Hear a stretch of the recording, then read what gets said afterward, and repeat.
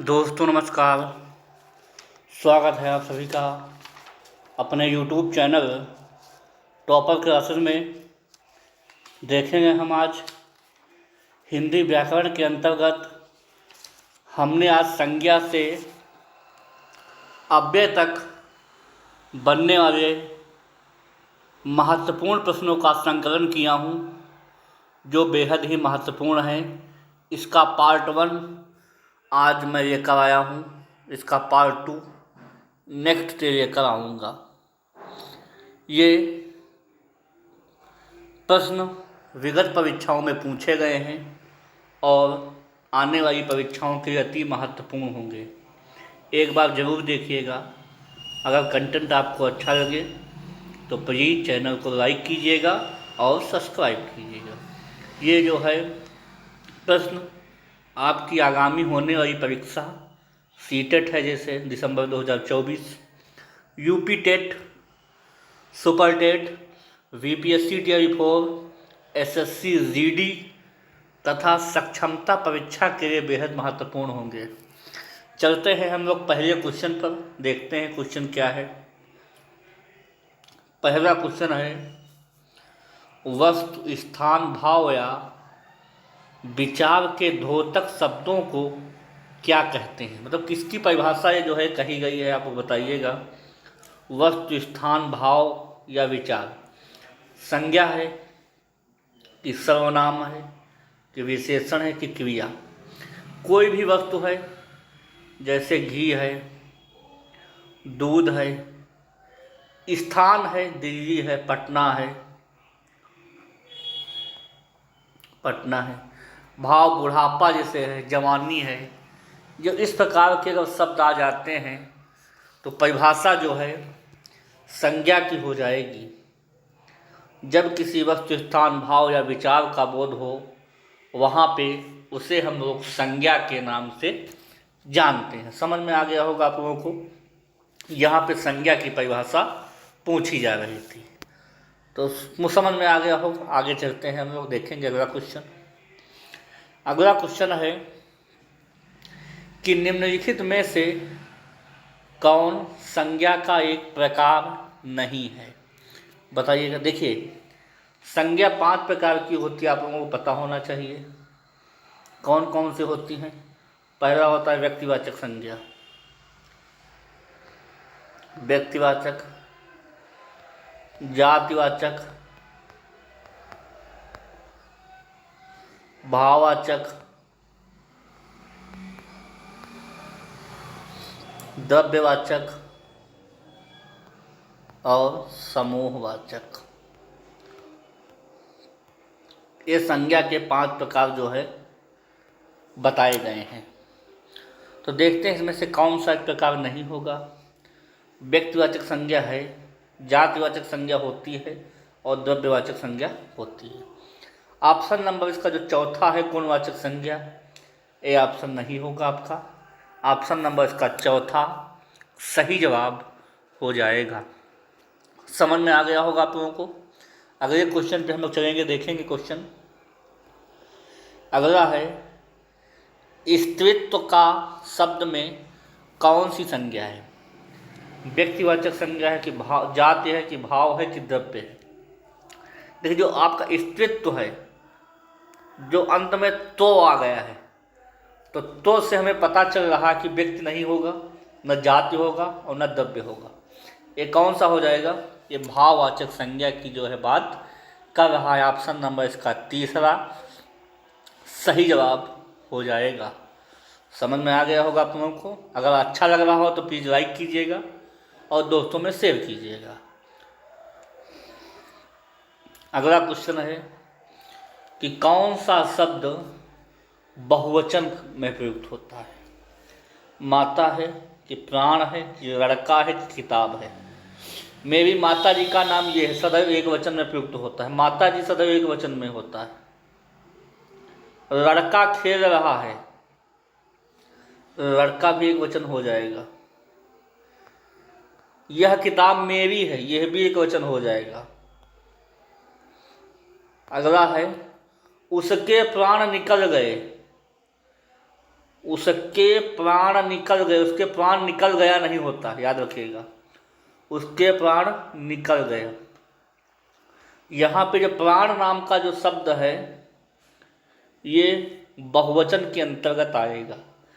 एक बात और याद रखिएगा आप लोग, ऑप्शन नंबर इसका दूसरा सही जवाब हो जाएगा। आप लोग पहचान कैसे करेंगे कि एक वचन है कि बहुवचन है? देखिए, पहचान करने का एक मात्र तरीका ये होता है कि उसका सेंटेंस बना लीजिए। अगर वाक्य बनाइए गए आप, और वाक्य से जो है अगर एक वचन का बोध हो रहा है तो एक वचन पे जाएंगे, अथवा बहुवचन पे जाएंगे। वो खुद ब खुद वाक्य आपको बोल देगा कि मैं एक वचन हूँ और बहुवचन। तो ऐसे क्वेश्चनों को हम ऐसे पकड़ते हैं। अगले क्वेश्चन पे हम बात करेंगे इसके आगे। अगला क्वेश्चन है कि निम्नलिखित में से कौन सा शब्द पुल्लिंग है? ये सवाल बीएड की परीक्षा में पूछा गया है, और आने वाली परीक्षाओं विगत में पूछा गया है, और आने की तो संभावना होगी। कपट है कि मूर्खता है कि सुंदरता है कि निद्रा है? स्त्रीलिंग, हम पुल्लिंग शब्द छांटना है। उसे निद्रा लग रही है, स्त्रीलिंग शब्द है। सुंदरता उसकी बहुत अच्छी है, स्त्रीलिंग शब्द है।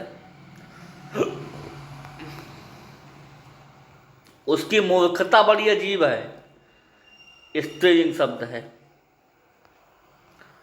तो कौन हो जाएगा ऑप्शन नंबर इसका? कपट पहला ऑप्शन जो है इसका सही जवाब हो जाएगा। कपट एक प्रकार का पुल्लिंग शब्द के अंतर्गत हमको काउंट करेंगे इसको। अगले क्वेश्चन पे हम लोग चलेंगे, ऑप्शन नंबर इसका पहला सही जवाब हो जाएगा। अगला क्वेश्चन है, सचरित्रता किस मूल शब्द से बना है? देखिएगा, शब्द है आपका सचरित्रता। चरित्र शब्द से बना है कि चरित्रता से बना है कि सचरित्र से बना है कि सच्चरित्र से बना है? बताइएगा आप लोग। ये भी परीक्षाओं में सवाल पूछा गया है। देखिए, सचरित्र का मूल शब्द कौन सा होता है? ध्यान दीजिएगा, सचरित्र का मूल शब्द हो जाएगा चरित्र। ऑप्शन नंबर इसका चौथा सही जवाब, पहला सही जवाब हो जाएगा। अगले क्वेश्चन पर हम लोग चलेंगे। अगला है वेरी इंपॉर्टेंट सवाल कि निम्न में से सही कारक की पहचान कीजिए। हे प्रभु मेरी इच्छा पूर्ण करो। पहला है अधिकरण कारक, दूसरा है संबंध कारक, तीसरा है संबोधन कारक, चौथा है अपादान कारक। एक बात आप लोग याद रखिएगा, अगर हिंदी भाषा में कारकों की संख्या पूछी जाएगी तो कारकों की संख्या हिंदी भाषा में 8 बतलाई गई है। अब देखिएगा, हे प्रभु, हे प्रभु, जो आपको साइन दिखाई पड़ रहा है, चिन्ह जो दिखाई पड़ रहा है, जो साइन है विस्मयादि बोधक का है। किसका है? विस्मयादि बोधक का साइन है। तो इसमें तो किसका हो जाएगा? अधिकरण माने होता है में पर, संबंध काकी के होता है, अपादान से अलगाव में होता है। तो जहाँ पे विस्मयादिबोधक चिन्ह आ जाए वहाँ पे संबोधन कारक हो जाएगा। हे प्रभु, हाय, अरे, जब ऐसे सेंटेंस, ऐसे जो शब्द मिल जाएं तो वहाँ पे संबोधन कारक हो जाता है। समझ में आ गया होगा आप लोगों को।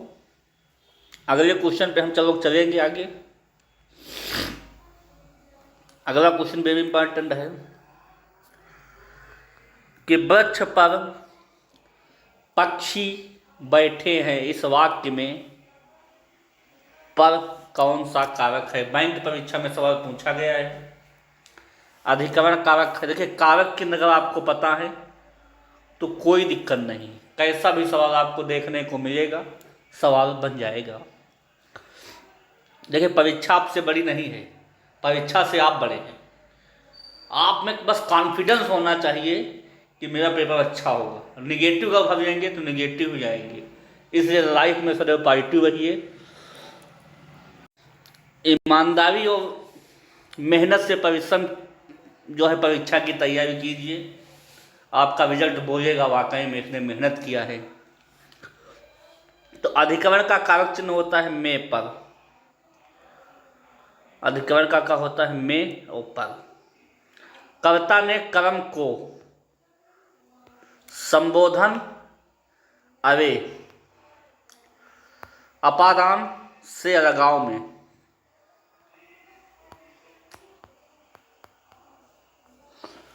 तो वृक्ष पर पक्षी बैठे हैं, पर है और पर आ जाएगा तो वहां पे क्या हो जाएगा? अधिकरण कारक हो जाएगा। ऑप्शन नंबर इसका पहला सही जवाब हो जाएगा। अगर कारक चिन्ह याद करने के एक बात याद रखिएगा, कर्ता ने कर्म को, कर्ता ने कर्म को करण से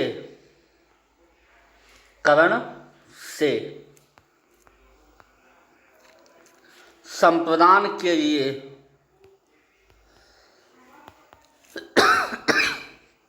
संप्रदान के लिए अपादान से अलग होने में,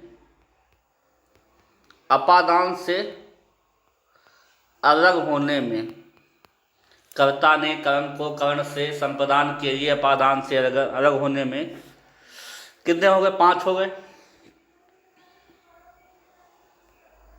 अगला संबंध काकी के अधिकरण में पर से, अधिकरण में पर से 5 2 7 और संबोधन क्या हो जाएगा? अरे ओ, ऐसा जब चिन्ह मिल जाएगा तो वहां पे क्या हो जाएगा? संबोधन हो जाएगा। तो ये 8 कारकों के आपको कारक चिन्ह पता होने चाहिए, खुद ब खुद सेंटेंस बनने लगेंगे। अगले क्वेश्चन पे हम लोग चलेंगे, देखेंगे। अगला क्वेश्चन है, वृक्ष से पत्ते गिरते हैं और जो से है वो अलगाव को बात कर रहा है। से माने पत्ता जो है, जो पत्ता है वो वृक्ष से अलग हो रहे हैं, और जब कोई चीज अलग होती है, अलगाव होता है, तो वहां पे हो जाता है अपादान कारक। ऑप्शन नंबर चौथा। अधिकरण माने होता है में पर से। कर्ता ने कर्म को संबोधन साइन होता है और अपादान से लगाव की स्थिति में हो जाएगा। तो समझ में आ गया होगा आप लोगों को, वृक्ष से पत्ते गिरते हैं अपादान कारक हो जाएगा। अगले क्वेश्चन पे हम लोग चलेंगे, देखेंगे। अगला है, के लिए किस प्रकार का चिन्ह है? कर्ता ने कर्म को संप्रदान के लिए संबंध काकी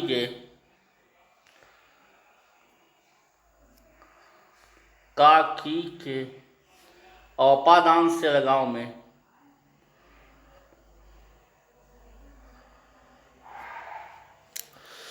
तो के लिए आया है, तो जाहिर सी बात संप्रदान कारक हो जाएगा। ऑप्शन नंबर इसका दूसरा सही जवाब हो जाएगा। अगले क्वेश्चन पे हम लोग चलेंगे, देखेंगे क्वेश्चन। अगला के लिए आया है, वही रिपीटेड सवाल है, इसलिए संप्रदान कारक इसका सही जवाब हो जाएगा। अगला क्वेश्चन वेरी इंपॉर्टेंट। किस वाक्य में अपादान कारक है? अपादान का मतलब होता है से, मतलब अलगाव की स्थिति में।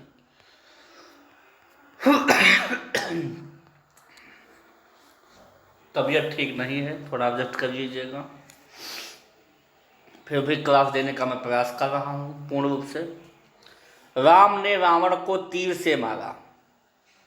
राम ने रावण को, कर्ता ने कर्म को, और कर्ण से के द्वारा, यहाँ पर कौन सा हो जाएगा? से। कर्ण मतलब से।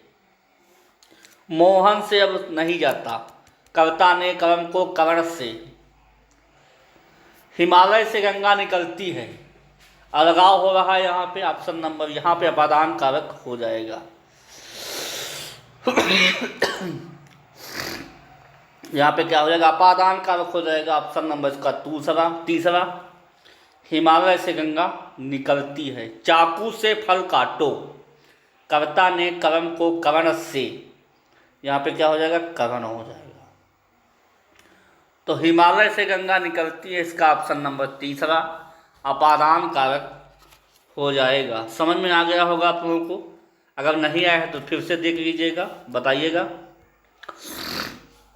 अगले क्वेश्चन पे हम लोग चलेंगे, देखेंगे। अगला क्वेश्चन है कि बुढ़ापा में किस प्रकार की संज्ञा है? पहला है व्यक्तिवाचक संज्ञा है, कि जातिवाचक संज्ञा है, कि भाववाचक संज्ञा है, कि इनमें से कोई नहीं है। देखिए, बुढ़ापा आ गया है, ये किसी व्यक्ति से संबंधित नहीं है, ना ही किसी जात से संबंधित है। इनमें से कोई का कोई जवाब नहीं उठ रहा है। ये क्या है? अपने आप में भाव व्यक्त कर रहा है कि अब बुढ़ापा आ गया है। कोई आपसे कहे कि अब बुढ़ापा आ गया है, तो इसका भाव है ये कि अब बुढ़ापा आ गया है। ये उसका जो है भाव हो जाता है। ऑप्शन नंबर इसका तीसरा सही जवाब हो जाएगा। अगला क्वेश्चन है, देखिएगा, बहुत अच्छा है कि नेत्री शब्द में का पुल्लिंग रूप बताइए। नेता होगा कि नेतिन होगा कि नेताइन होगा कि नेत्र होगा? देखिए, नेत्री का जो है पुल्लिंग जो है वो नेता हो जाता है। नेता का स्त्रीलिंग पुल्लिंग, स्त्रीलिंग नेत्री, और नेत्री का पुल्लिंग नेता। ऑप्शन नंबर इसका पहला सही जवाब हो जाएगा। अगले क्वेश्चन पे हम लोग चलेंगे, देखेंगे सवाल। अगला है, निम्नलिखित में से कौन सा शब्द व्यक्तिवाचक संज्ञा है? पहला गाय है, दूसरा पहाड़ है, तीसरा यमुना है, चौथा आम है। देखिए, गाय एक प्रकार की जातिवाचक संज्ञा है, स्पेशल कोई गाय नहीं है। पहाड़ भी एक प्रकार का, कोई पहाड़ स्पेशल नहीं, जाति हो जाएगा। आम भी एक प्रकार का क्या हो जाएगा? जातिवाचक संज्ञा के अंतर्गत आ जाएगा। तो जो है यमुना जो है एक प्रकार की व्यक्तिवाचक संज्ञा हो जाएगी। ऑप्शन नंबर इसका तीसरा सही जवाब हो जाएगा। आपको समझ में आ गया होगा। अगले क्वेश्चन पे हम लोग चलेंगे, देखेंगे सवाल।